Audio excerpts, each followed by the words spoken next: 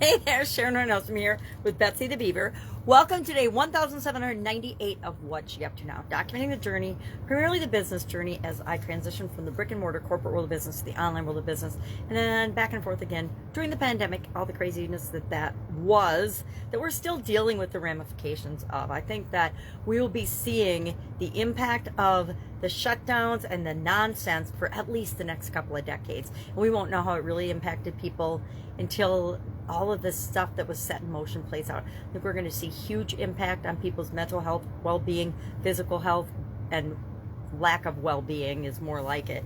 But today we're talking about what do we create for pieces of content. Happy day after Christmas. I'm going to sneak a drink of coffee out of my Christmas cup.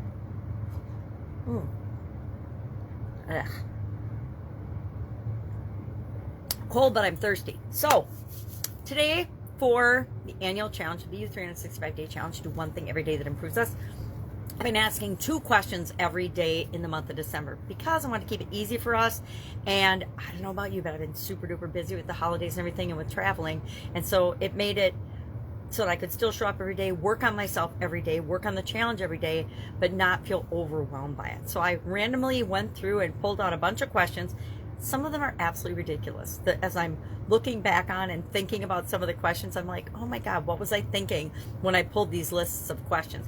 And I guess I wanted to keep it light and not so heavy, because we've talked about a lot of big topics, a lot of important topics, a lot of heavy topics this year. And so I wanted to end the year strong, finish strong. We're going to finish strong, but in a way that is not stressful, right? Because we can be strong and not stressful both at the same time.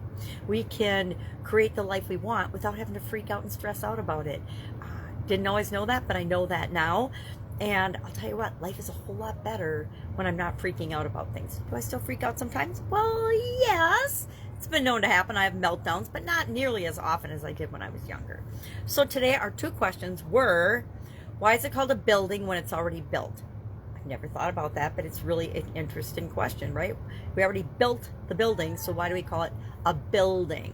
So I guess you wouldn't, I don't know. That's just the way it is. I didn't research that. Maybe I will ask ChatGPT today, the AI, and see what it has to say about that. And our other question today was, what does it mean to be a person? What does it mean to you to be a person? And I guess, what type of person do you want to be? So those were our 2 questions today. For our Supersize Your Business idiom, I chose eager beaver. Now why? Because actually this is Betsy the Beaver. She is the actual beaver that I did my very first video, live video with, I don't even know, 2017. I might have shown up on a couple live videos before then, but this was one that I did on purpose. And of course I was scared, so I did it with a beaver and it wasn't so scary. It was ridiculous and funny, but it wasn't frightening. I survived, and Betsy survived. I still have her. So today we talked about eager beaver. What does it mean? Where does it come from? And how could you apply it to supersizing and growing your business? Well, I found a really good article about 10 lessons learned from your local beaver, which are almost all lessons that we can think about and we can apply to building and growing our own businesses. It just takes a little tweaking, just like with idioms. It just takes a little creativity to think about, okay, we can look up what does it mean and where does it come from, but how do we apply it to building and growing our business, or to creating what we want in the world? That's where the fun and the creativity comes in terms of how do we actually apply it to our situation, to our life, to our business. And guess what? Some of them, I just laugh because they just don't apply. They're just not appropriate.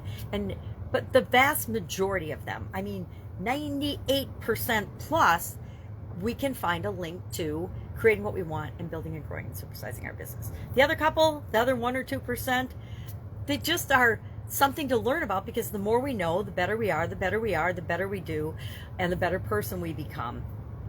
And vocabulary and reading and learning has been proven to be linked to success. There's not a direct correlation, because you can be super duper smart and a failure in every area and aspect of your life.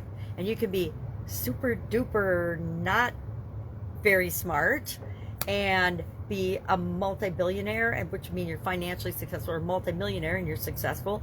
Or you could be financially successful, you could be great in relationships. You don't have to be super smart to be a good communicator and to be a good human being.